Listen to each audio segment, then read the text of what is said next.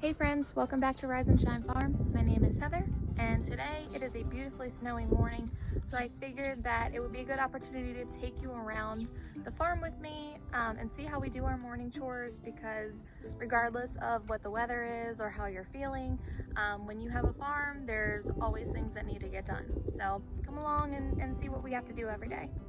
So scratch that plan. Ben's already taking care of everything this morning.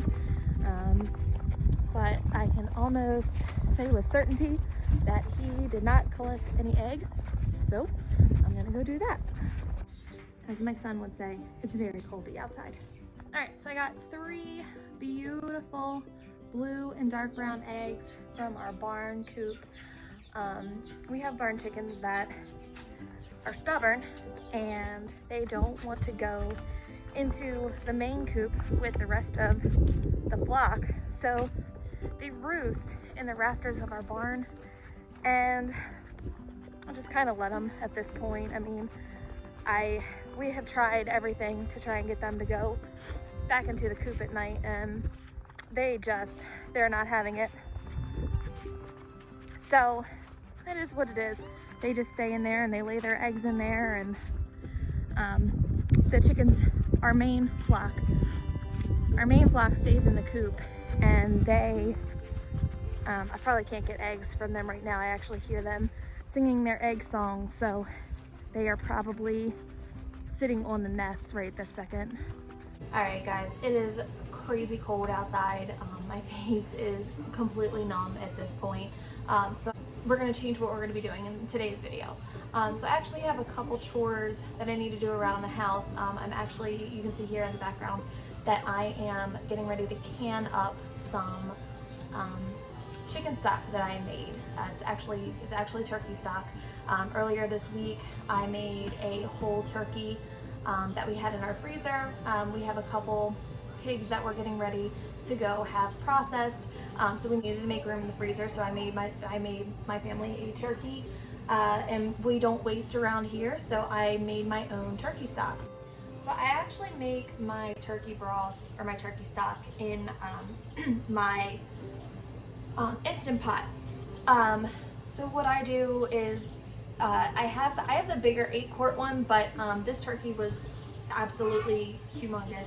So what I did was I cut it in half and made two separate batches. This is actually what I got from the first batch. So I got 3 quart-sized jars from that first batch, and I'm probably gonna get at least 3 more from this second batch. So what I do is I cut it in half.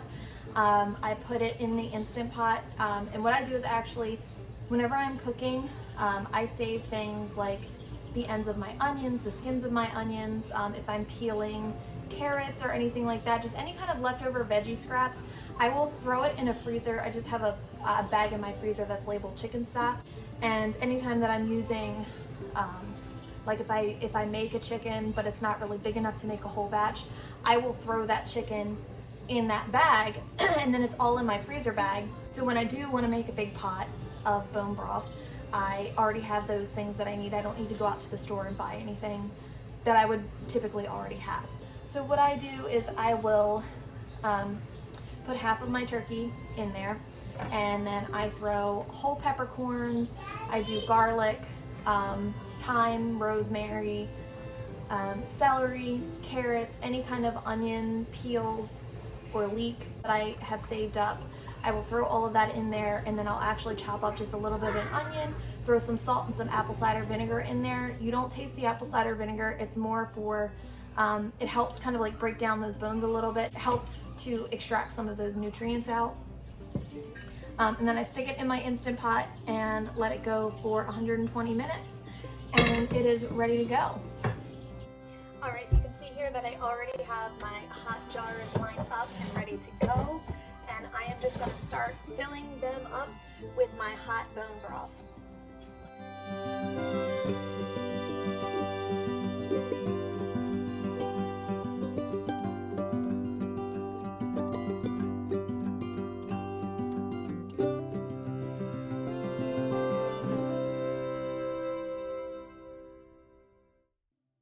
And now we have 4 quart-sized jars. of broth and just one little, like half of one that I'll just use this week. Okay, so now I'm just going to get my lids on. I'm gonna give the rims of a jar just a good wipe with a dry paper towel just to get up anything. I already wiped them off once with a little bit of distilled white vinegar, just to clean it a little bit and make sure that anything that may have splashed up on the lids or on the rims of the jars is off, because that could potentially impact the seal that you get.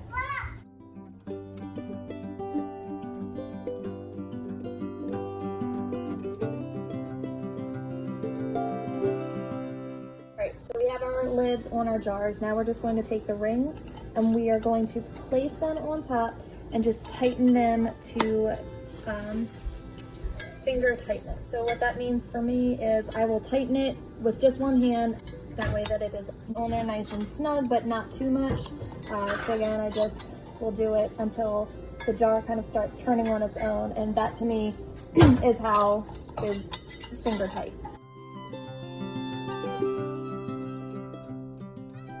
Really quickly, I want to go over bone broth is a low acid food, so it needs to be pressure canned.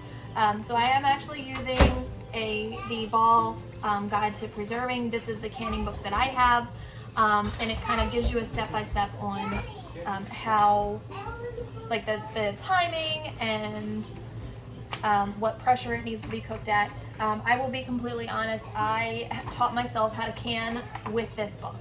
And then I watched some other YouTube channels, but whatever you choose to do, if you do choose to start canning on your own, I would recommend purchasing some sort of Ball Blue Book, or making sure that you're using some tested and proven safe recipe. There are people out there that swear that their great-grandmothers, they have been water bath canning their green beans, and if you water bath can it for X amount of hours, it's safe. And while they may have been lucky enough that they've never gotten sick from it, it's really not. Low acid foods need to be pressure canned. And again, I'll be the first one to admit that I was terrified of my pressure canner the first time that I used it. I'm really just now starting to get to the point. I've been doing this for a little over a year at this point. Like, I am much more comfortable with water bath canning, but my pressure canner, the more that I use it, the more comfortable I'm getting, especially having this book and knowing that what I'm using safe and tested recipes that are going to be fine to do at home. All right, so my pressure canner is right here. I have some simmering water in there going. What we're going to do is we're going to lift these jars up that have not been canned. We're going to lift them up and put them into our canner.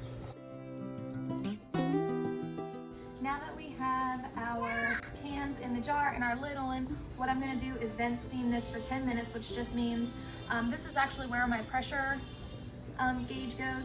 So this is going to start coming up with like a steady stream of steam. So I'm going to let that go for 10 minutes, and then after that has gone, I'm going to put the weight on top of there. I think that it is 15 pounds. 15 pounds of pressure per my Ball canning book.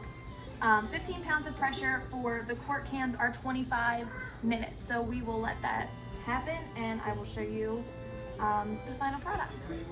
Really quickly, I just wanted to show you, this is what it means to vent steam. So you can see that there is a steady flow of water, or of steam coming out.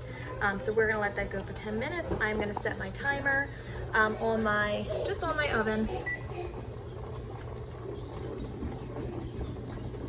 Right, and we're gonna let that go.